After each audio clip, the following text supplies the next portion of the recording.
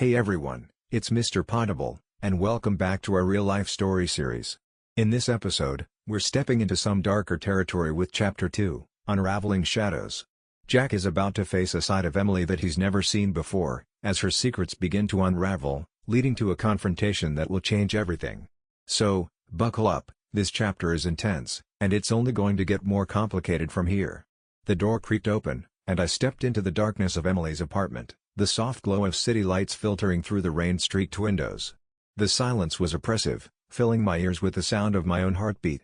I called out her name, but there was no response. As I moved further inside, the tension in the air was thick and suffocating. My eyes scanned the room, searching for any sign of her, my mind racing with worry. Then, I saw her, a figure huddled on the couch, knees drawn to her chest, her face buried in her arms. "Emily," I whispered, rushing to her side. "What happened? Are you okay?" She didn't look up at first, just stayed curled up, her body trembling slightly. I reached out, my hand hovering over her shoulder, unsure if she would even want my touch. When she finally raised her head, her eyes were red, swollen from tears. But there was something else in her gaze, a mix of anger, pain, and something I couldn't quite place. It was as if she was battling demons I couldn't see. "Emily, talk to me," I urged, my voice soft but firm. "Whatever it is, we can get through it together." For a moment, she stared at me, her expression unreadable. Then, something in her snapped. Her eyes hardened, and she pushed my hand away, standing up abruptly. "You don't understand, Jack," she said, her voice cold and distant. "You're making things worse." I blinked, taken aback by her words. "What do you mean? I'm just trying to help." "No," she cut me off, her tone sharp. "You're not helping. Your presence, all of this, it's stressing me out. This is not what I want." Her words hit me like a punch to the gut. I had been so worried about her, so sure that I could be the one to help her through whatever she was facing, but now she was saying that I was the problem? "Emily, I don't understand," I stammered, struggling to keep my voice steady. "I thought we were." "You thought wrong," she snapped, her eyes flashing with anger. "I never asked for this, Jack. I don't need you to swoop in and save me. I don't need you to fix everything." I felt a pang of hurt, but I could see that there was more to her outburst. Something deeper was going on, something she wasn't telling me.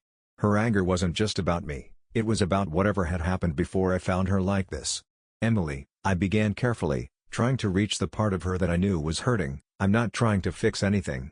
I just want to be here for you. If something happened, if someone hurt you." "Stop it," she yelled, her voice cracking. "Just stop." Her sudden outburst shocked me, and before I could react, she was on her feet, pacing the room like a caged animal. Her hands were shaking, and I could see the storm brewing in her eyes. "You think you know everything, don't you?" she spat, her voice rising. "You think you can just walk in here and make everything better? Well, you can't, Jack. You're only making things worse."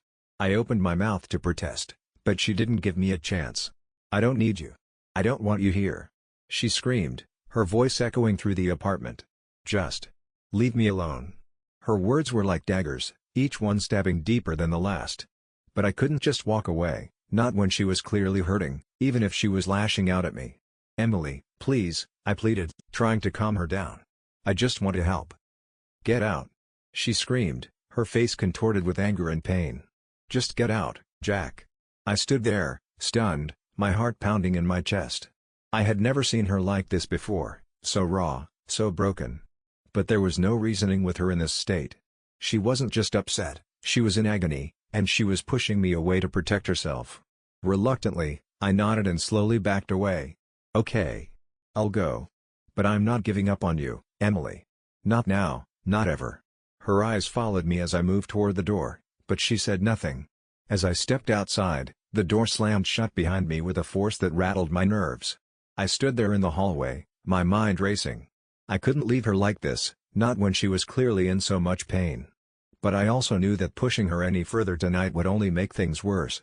I walked down to the parking lot, the rain still falling in heavy sheets, drenching me as I made my way to my car. But instead of driving off, I parked under her building and turned off the engine.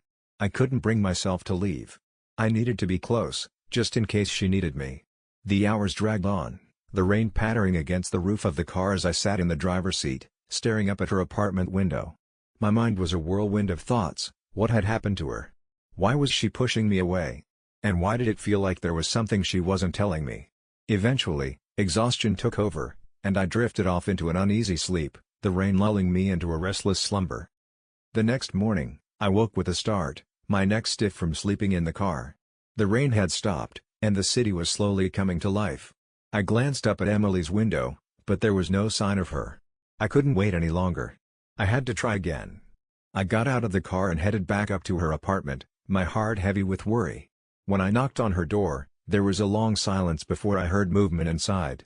The door opened slowly, and Emily stood there, looking even more exhausted than she had the night before. "Jack," she said, her voice hoarse, "why are you here? I told you to leave." "I couldn't just leave you like that," I replied softly, trying to keep my voice steady. "I was worried about you." She sighed and looked away, her shoulders slumping. "You're wasting your time. There's nothing you can do." "Emily, please," I said, stepping closer, "talk to me. I know something happened, and I know you're hurting. Let me help you." Her eyes flickered with something, fear, maybe, or guilt, but she quickly masked it with anger. "You're not helping, Jack. You're just making everything worse. Why won't you tell me what's really going on?" I pressed, desperate, to break through the wall she had built around herself. "Is it about your man? Did something happen with him?" Her face hardened, and she turned away, refusing to meet my gaze. "I don't want to talk about it. Emily, please," I begged, my voice cracking. "You don't have to go through this alone." She finally looked at me, her eyes filled with a mix of anger and sorrow. "You don't understand, Jack. You never will. Just leave me alone." I wanted to fight, to demand answers, but I knew it was useless. She was still hiding something, still carrying the weight of whatever had happened between her and her man. And until she was ready to open up, there was nothing I could do. "I'll go," I said quietly, my heart breaking as I took a step back. "But I'm here, Emily. Whenever you're ready. I'll be here." She didn't respond, just closed the door softly behind her, leaving me standing in the hallway, feeling more helpless than ever. As I walked away, I couldn't shake the feeling that this was far from over. Emily was in trouble, deep trouble, and whatever it was only a matter of time before it caught up with both of us. To be continued. This episode leaves us with more questions than answers as Emily's secrets remain hidden in the shadows. In the next chapter, we'll dig deeper into the betrayal that's been haunting her, and how it will pull both Jack and Emily into a dangerous game of lies and deceit. Stay tuned, because there's much more to come. Thanks for listening, stay curious, stay awesome, and as always, keep it poddable. See you in the next episode.